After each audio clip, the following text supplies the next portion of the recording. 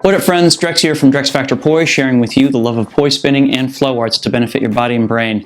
In a lot of recent videos, I have been kind of investigating different aspects of timing and direction. And there's a specific idea related to timing and direction that I wanted to explore and kind of embellish upon more specifically, which is, of course, the idea of split time versus together time. Why do we loop together these timings, despite the fact that, you know, they look quite different from each other? But before we get into all that, I do just want to give a quick shout out to the friends of the channel. Big thanks to Dark Monk, Fire Mecha, Flow Fests, Flow Toys, Juggling Calling, Pyroterror Light Toys, Spinballs, and Ultrapoi for helping to make the videos on this channel possible. You can learn more about all these amazing businesses and what they're doing to support flow artists like yourself by checking out the links that I've got down in the description of this video. And special thanks to non-business friends of the channel, Johnny Howard, Lain Mochinsky, and Pekha Pekkonen. Thank you all so very much for your support for my work and my mission. Hey, so as you're learning timing and direction, it's pretty hard to miss the timing aspect of that. We talk about it in a lot of different respects, but I usually talk about it in terms of like phasing, whereas, you know, when we're moving the poi or our hands and shoulders in together, same, what we're doing is we're kind of moving two different objects around the same track at the same time. That is, they're phased together. And when we move in split time, they are phased apart from each other. Now, I think that makes a lot of sense when we talk about movements in where, you know, the poi are moving in the same direction. Like, you know, as I'm moving in together, same here, I think it's pretty intuitive to see that the poi are phased together, and when I split them apart, they're moving in split time, right? It's almost like there's, you know, kind of a race course, and it's either the poi as they're going through the race course are neck and neck with each other, or they're at opposite ends of the track, if that makes sense, right? Now, it's a little bit less intuitive why we call this version of opposites together time and this one split time. It seems kind of arbitrary, right?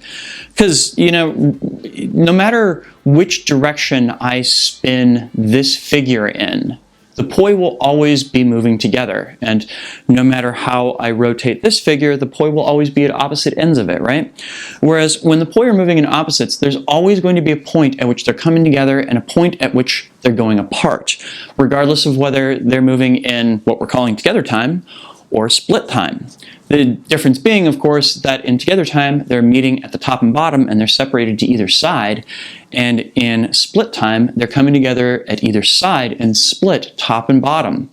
So why do we call one of these together time and the other one split time? Because it seems like those are a little bit more arbitrary than they would be with the poi moving together, right?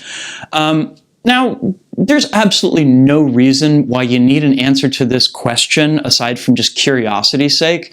After all, knowing what makes this split time doesn't necessarily make it any easier, and it, you know, doesn't really open up anything in terms of theory. It's just, it's kind of a cool bit of, I don't know if you want to call it trivia or minutia or what, but, you know, I'm also a very curious person, and so when I see something I don't understand, my brain inevitably is like, I want an explanation for this. So the good news is I do have an explanation for this. I have the first explanation that I encountered for this, which I don't think is that satisfying, and I have another explanation for this that I think is very satisfying. So I will offer them both up to you, and if you are not an absolute nerd like I am, that's okay. Maybe you can regale your friends with this at a later date, or I don't know. You know, maybe this is the lesson that you skip. I won't take it too personally if you do. All right, so to start with, we have to talk about the kinesthetics of each of these things. So as I'm doing together time, same direction, the energy that I'm putting into the poi to get them to go up and over, I am putting that into both poi at exactly the same time. My hands, for all intents and purposes, are performing the same action at the same time. Up, down, up, down, up, down, up, down, right? Likewise, when I'm moving in together opposites, I'm putting energy into them to go up above my hands at the same time and letting them drop at the same time. Up, down, up, down, up, down, right? So they both go up, they both go down. In terms of just like what my hands are doing, it's the same kind of phenomenon of like pushing the poi up, pulling them down, pushing the poi up, pulling them down, regardless of whether they're going in the same direction or in opposite directions, right?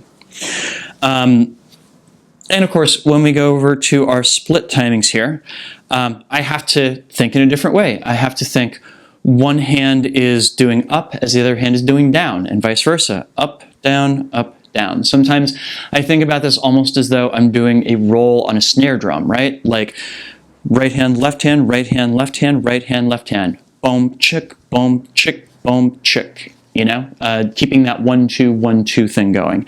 And likewise, when I'm moving my poi in split time opposites, I have to do the same thing, thinking boom, chick, boom, chick, boom, chick, or 1-2, 1-2, 1-2, as opposed to just 1-2, 1-2, as I would be moving them in together opposites, right? So kinesthetically, there's a lot of reason to feel as though this and this are both together time, and that this and this are both split time, right?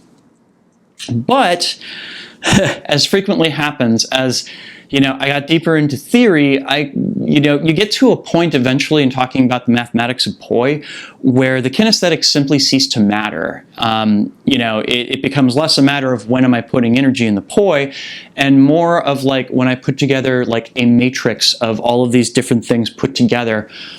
Why is this split time and this is not? It seems very, very arbitrary, especially if like you're using graphs or something like that. Well, turns out there is actually a good explanation for this, and it involves thinking in atomics. Atomics are when you don't have the poi in the same plane at the same time. And these are kind of difficult to visualize like on video like this because video tends to flatten everything into 2 dimensions. It's one of the reasons why 2-dimensional style poi spinning really took off when video sharing platforms became a big deal. But if I'm, say, spinning my poi like this, what's kind of interesting about it is that from the perspective that you're looking at it right now, it doesn't look that different from split time opposites. But if I show you this from the side here, it looks more like split time same direction. And, kind of from my perspective, what I'm seeing is that the 2 planes are basically arranged like an X. Yeah, but it's an X where one plane's going off that way and one plane is going off that way. That is, they're both vertical, but they're arranged in such a way that I can tell that there's something strange going on here, but the audience might not be able to, right? Now, here's what's cool about this. Because they're arranged in an X, there's 2 different ways that we can flatten them down. We can either flatten them down like this, or we can flatten them down like this, right? It's basically like having an accordion, and we can both flatten them down to a space where they're kind of in wheel plane, or we can flatten them down to a space where they're in wall plane, like so. Different things happen when we do each of these. Namely, as I am having the poi mesh here. This is, in atomics, this is sometimes called a mesh. If I flatten them down to wall plane, we recognize this as split time opposites, right? Whereas if I flatten them down to wheel plane, if I turn to the side here, you'll see me spinning them in split time same direction, yeah? So really, you can think of this position right here as essentially being the Platonic ideal of split time. It is neither split time opposites nor split time same direction, and it's both, all at the same time. It is a way to spin poi that it can become either of these options depending upon how you want to flatten down those planes. And this, to me, mathematically makes a lot of sense. All of a sudden, I understood the relationship between split time opposites and split time same direction as working outside of a place where I had to keep count in my head. It was something that, from a mathematical perspective, you know, I could place this going any direction and it would work for me. So, if you are a nerd about this stuff in the same way that I am, I hope this is enough to noodle your noggin and draw some connections here. And if you are not, I hope you are at least patient enough to sit through to the end and get the explanation of why these both truly are split time patterns. Because we have our split time atomic here, and it's neither in opposites nor same direction. But from here, we can flatten down to either option, and thus they have split time in common. Yay! Awesome. Thanks so much for watching. If you got anything out of this video, please make sure to like, share, comment, and subscribe to help other people find it so that they might be able to nerd out on Poi the way we just have, and of course to help my channel grow.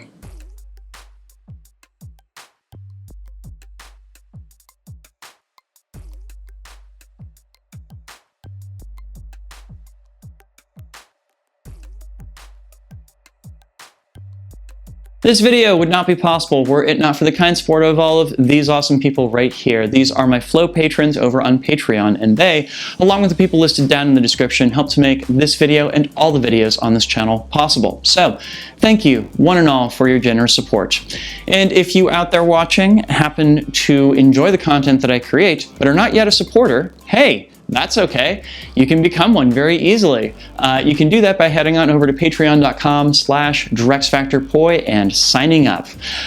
You can do that at the link down in the description or the card that just popped up if you're watching this video on YouTube. And once you sign up, you can gain access to a variety of awesome rewards, but most importantly, you will be helping to make these videos happen. You will be helping me out in connecting with people all across the world and helping them discover their bodies and their brains through the art of poi spinning and flow arts. So go check that out, please, and thank you. If you liked this lesson and you'd like to see other lessons like it, I have a playlist full of these kind of off-the-cuff, real-time lessons that I will link to down in the description as well as up here on screen if you're watching on YouTube. And also, the YouTube algorithm thinks based upon your past viewing habits that you might like this top video here, so maybe give that a look as well. Thank you so much for watching. Make sure to get out and flow today, and I will see you with a brand new video very soon. Peace.